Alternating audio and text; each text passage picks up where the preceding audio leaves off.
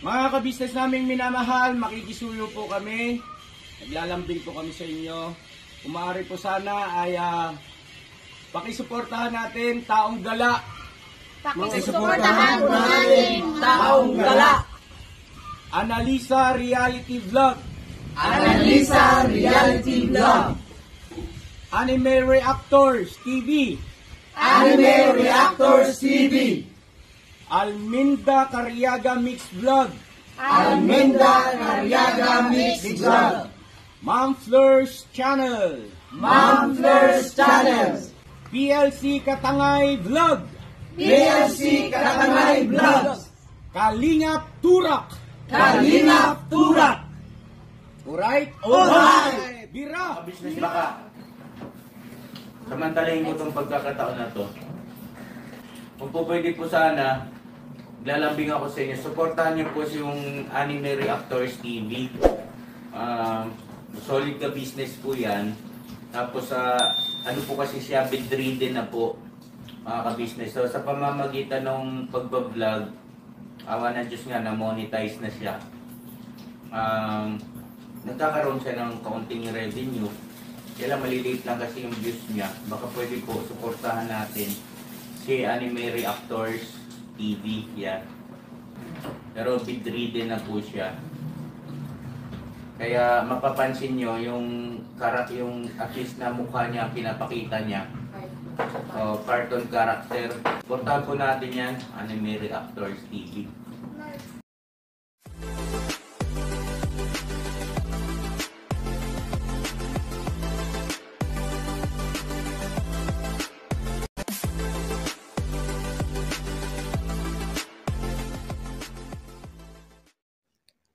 Hello guys, mapagpalang araw po sa ating lahat. Narito pong muli ang inyong lingkod, Anime Reactors TV. At sa mga hindi pa po nakaka-subscribe dyan sa aking munting channel, ay baka pwede naman pong makipindot na po na subscribe button. At makilike and share na rin po ng aking mga video. At patuloy din po natin suportahan ang Mag-amang Ka-Business Official at Papa Dins TV. At ganun din po yung kanilang second YouTube channel na Ka-Business Family, na kung saan ay ang 3M nga po ng Ka-Business Family ang nagbablog dito. Yun, panibagong araw, panibagong reaction ulit po tayo guys. At for today's video po ay gusto ko lang pong gawa ng reaction itong mga naging komento ng mga basher dito sa aking naging reaction patungkol dito kay Kuya Renji, na kung saan ay sinabi ko na hindi man lang nagbigay ng respeto ito sila Kuya Renji doon sa paggawa nila ng YouTube channel. Kung tutuusin guys, wala naman akong masamang sinabi doon. Wala akong masamang ibig sabihin. Kundi ang mensahe ko lang gustong ipaabot ay yun bang alam naman nila na kung saan ba sila nakilala. Alam din nila na sila ka-business ang may malaking naging tulong sa kanila. At sinasabi din nila yan sa kanilang mga vlog na napakalaki ng utang na loob nila kay ka-business. Ang sa akin lang guys, alam mo naman na si ka-business ay isang vlogger. Diyan ka nakilala. Diyan ka nakilala ng mga viewers. Kaya para sa akin, hindi naman siguro masama na magbigay respeto ka sa kanila. Na nung gumawa ka ng YouTube channel, ay sabihin mo man lang na ka-business o ate ka-business, nagawa na po kami ng YouTube channel. Kumbaga biglang respeto po kay ka-business. Dahil sabi ko nga, sila yung dahilan kung bakit kayo nakilala sa mundo ng social media. Ang pagpapaalam pong ito guys, ay hindi naman ito obligasyon. At hindi din ibig sabihin nito ay bawal ka nang maggawa ng YouTube channel mo nang hindi nila alam. Dahil tama po kayo, hindi sila ka-business ang nagmamay-ari ng YouTube para magpaalam ka sa kanila kung gagawa ka ng YouTube channel.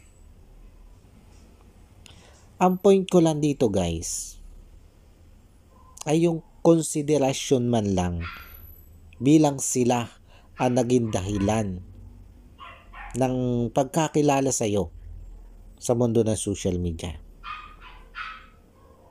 Oo, hindi nila obligasyon na magpaalam dahil hindi naman kaila ka-business ang YouTube. Pero hindi mo ba kaya magbigay ng kahit pakonsuelo di bobo man lang, ng konsiderasyon man lang para pagbibigay respeto sa mga taong tumulong sa iyo, sa mga tao na naging dahilan kung paano ka nakilala? Masama ba po yun? Masama ba na irespeto mo sila bilang isang mga YouTuber din na naging dahilan nga kung bakit ka nakilala? Anong masama po dun sa sinabi ko na dapat ay nagbigay ng respeto itong sila Kuya Renji at Ate LB dito kay Laka Business? Yung simpleng pumunta sila doon dahil nung panahon naman na i-create nila yung kanilang YouTube channel ay walking distance pa lang ang layo ng kanilang bahay sa bahay nila ka-business. At sabi ko nga, kung tao kang may respeto ay hindi naman siguro masama, hindi kalabisan na pumunta ka doon at sabihin mo na kuya, ate, nagawa na po kami ng YouTube channel. Be respect naman po sa inyo. Di po ba? Hindi naman po siguro masama yun. At ang alam ko po, walang masama sa pagbibigay ng respeto. Kailanman ang alam ko ay isang magandang kaugalian nating mga Pilipino. Yung mga natutunan natin sa ating mga magulang. Yung itinuro sa atin ng ating mga magulang simula nang tayo mga bata.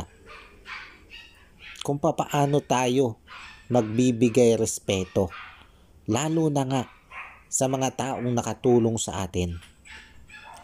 Maliban na lang po kung talagang hindi kayo tinuruan ng mga magulang nyo na magbigay respeto sa kapwa natin. Yun lang naman po yung pinunto ko. Yun dapat nagpaalam sila bilang respeto, hindi po bilang obligasyon.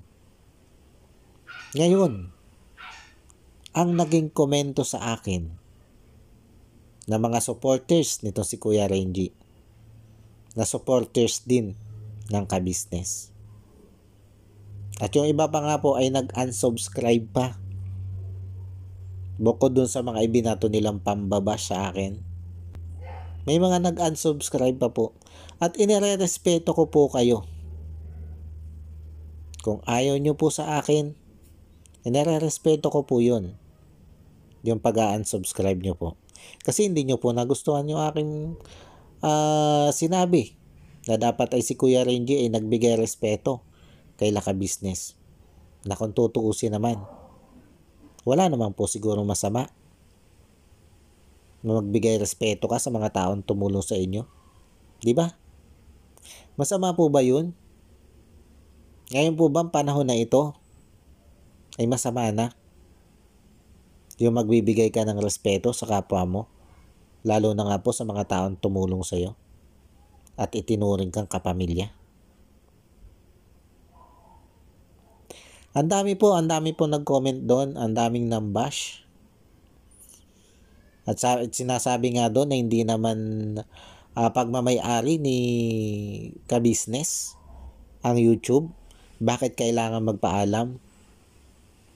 Simple lang po kung bakit kailangan magpaalam ni Kuya Renji. Bagamat hindi nga po nila obligasyon na magpaalam. Ang sa akin lang po ay yung konsiderasyon nila sa mga taong tumulong sa kanila. Yun lang po. Hindi masama na nagawa sila ng YouTube channel. At wala din naman silang masamang sinasabi sa kanilang mga content. Bagkus, nagpapasalamat pa nga po sila kay ka-business sa mga magagandang nagawa nila ka-business sa kanila, sa pamilya nila. Ang pinunto ko nga lang po doon ay yung respeto. Respeto mo doon sa tao na naging dahilan kung bakit ka nakilala. Yun lang po. At siguro kahit si Ate LB at si Kuya Renji ang makarinig nitong naging reaction video kong yun, alam ko hindi nila mamasamain yun. Dahil alam ko na alam din nila ang salitang respeto. Bagamat hindi nila nagawa na magpaalam kay ka-business. Pero alam ko kahit papaano may respeto yung mga yan. Siguro nakalimot na nga lang kung papaano nila ibigay yung kanilang respeto dito kay ka-business. At yung aking reaction yun, isa din lang ang gusto kong mangyari doon. Ang mapanood yun nila Kuya Renji, ni Ate LB. Para ma-remind naman sila na oo nga pala, kailangan nga pala nating magbigay man lang ng respeto kay Kuya. At ipaalam ng formal na gumawa na tayo ng YouTube channel. Bilang respeto man lang sa kanila. Yun lang po. Yun lang yung nais ko. Na ma-remind kay Ate LB at Kuya Renji na bilang pagtanaw ng utang na loob ay magkaroon naman sila ng konsiderasyon na ipaalam ng formal yung kanilang paggawa ng YouTube channel at maging yung ginawa nilang paglipat ay may paalaman lang nila kay ka-business. Yun lang po yun. At wala pong masama doon. Walang masama. Wala pong masamang magbigay ng respeto sa ating kapwa. Kailanman po ay ang pagbibigay ng respeto sa ating kapwa ay hindi ko pa nalamang yun masama. Kaya yun po yung naging content ko.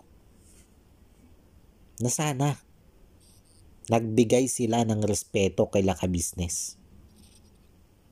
Bago man lang sila gumawa ng kanilang YouTube channel. Pero hindi ibig po sabihin nun ay hindi na po sila pwedeng gumawa ng kanilang YouTube channel. At hindi din po ibig sabihin nun ay obligasyon nila na magpaalam kay ka-business. Dahil totoo po ang sinabi nyo. Pwede namang gumawa sila Ate LB, sila Kuya Renji, o kahit sino sa atin ng YouTube channel na walang pinagpapaalaman ng kahit sino din. Dahil karapatan po nating lahat yan ang gumawa ng sariling channel. Wala po tayong obligasyon na magpaalam kahit kanino. Pero ang sa akin nga po, yung konsiderasyon bilang respeto natin sa mga taong tumulong at nagpakilala sa atin sa mundo ng social media. Yun lang po yun. At para naman doon sa mga sobra naman ang mga sinabi sa akin sa pambabash sa akin. May mga nambash sa akin na sinabi na ang kalagayan ko daw ay karma ko. Siguro naman po alam yun lahat na ako'y isang bedridden na. Sa katunayan po, kahit kutsara, hindi ko yan kayang hawakan. May inilalagay na lang na splint sa aking kamay para ma-hold yung kutsara para ako'y makakain. Dahil ako po ay may injury sa spinal cord. Sa mga nakakaalam po, dun sa C5, C6 spinal cord injury, siguro maiisip nyo kung ano yung kalagayan ko. Hindi na po ako makabangon, hindi ako makahawak. At itong pag-YouTube ko ay isa sa ginagawa kong libangan. Para syempre, una, hindi ako ma-depress dahil sa aking kalagayan. Pangalawa na po doon, ang kumita ako at makatulong ako sa pamilya ko. Para hindi na isipin ng pamilya ko kung saan sila kukuha ng pambili ng mga gamit medical ko at ng mga gamot ko, na medyo may kamahalan din po. Dahil umaabot po yun ng 12,000 buwan-buwan ang aking kinakailangan sa aking mga gamit medical. Kasama na po dun yung gamot. At kung magkaka-revenue po ako dito sa YouTube, ay napakalaking tulong po nito sa akin at sa pamilya ko. Pero dahil dito sa naging reaction kong ito kay Kuya Renji at Ate LB, na wala naman ako nakikitang masamang sinabi ko. Kundi ang sinabi ko nga lang po ay dapat nagbigay sila ng respeto kay Laka Business sa paggawa nila ng YouTube channel. Binash po ako ng todo dito. At pati yung kalagayan ko ay idinamay nila. At yun nga po, may nagsabing kinarma daw ako kaya ako nagkaganito. At may nagsabi pa doon na hindi na daw magtatagal at mamamatay na ako dahil inggitero daw ako. Dahil ang karamdaman ko daw na ito o itong kalagayan ko daw pong ito ay parusa sa akin ng Diyos dahil inggitero ako. Ang sa akin po, pagiging inggitero ba? Yung sinabi kong magbigay sila ng respeto kay Laka Business. Yung pagsasabi ko po ba na dapat tayo ay nagbibigay ng respeto sa isang tao ay pagiging inggitero. May nagsabi pa rin doon na itong kalagayan kong ito ay deserve ko. Dahil baka kaya daw ako nagkaganito ay dahil sa sama ng ugali ko. Diyos por santo, hindi nyo po ako kilala. Hindi nyo po ako kilala para husgahan nyo ako ng ganyan. At hindi po ako nagkaganito sa pagiging siraulo ko. Dahil ako po ay nagkaganito galing ako sa trabaho ko. Nag-overtime ako dahil kinakailangan ko mag-overtime. Nung pag-uwi ko, inantok ako habang nagdadrive. At hindi ko namalayan nakatulog ako.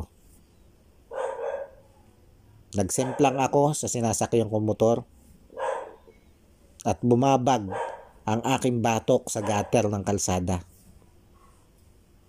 Sa ospital na po ako nagising. At doon ko nalaman ang masakit na katotohanan na simula nung araw na yon ay hindi na ako makakalakad muli. Mahigit na pong 1 dekada na pinagdurusahan ko ang kalagayan kong ito.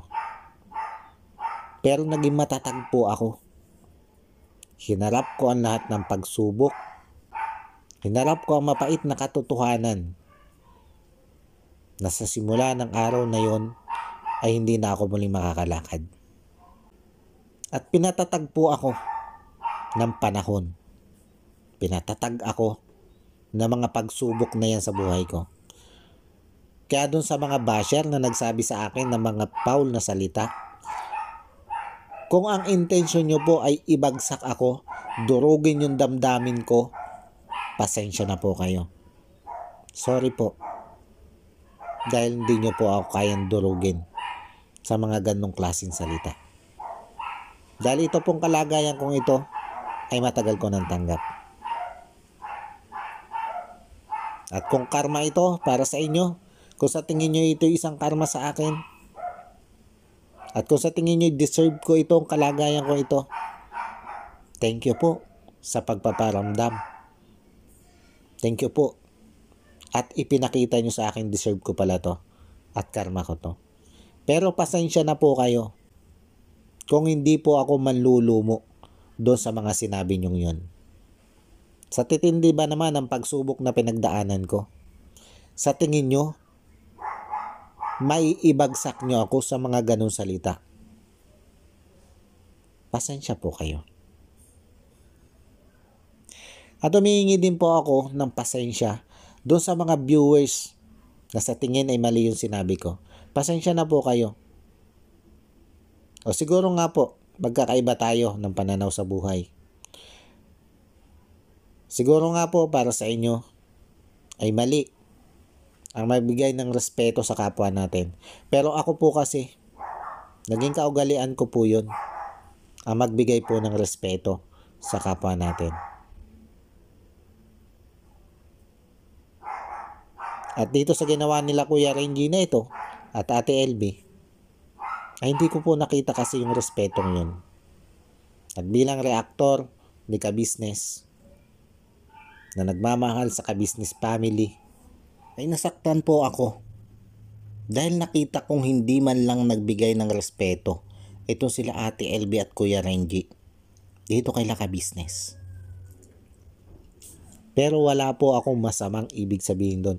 Hindi ko po ibinabash doon sila Kuya Renji. Kumbaga, parang tinatawag ko lang yung kanilang atensyon. Na bagamat hindi nila obligasyon na magpaalam kay ka-business, ay magbigay man lang sila ng konsiderasyon na magpaalam. O ipaalam kay ka-business na may YouTube channel na po kami. Yung formal pong pagpapaalam ba? Yun lang po yun. Wala pong pambabash doon.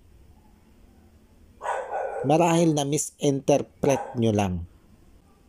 Pero salamat din po. Salamat dito sa mga nambash na ito. At least nakita ko kung hanggang saan lang ang kaisipan upang unawa ng marami sa atin. Na ito palang mga gantong klaseng bagay na sabihin mong simpleng magbigay ka naman ng respeto sa kapwa mo, ay masama pala ito para sa inyo. Ngayon ko lang po ito nakita.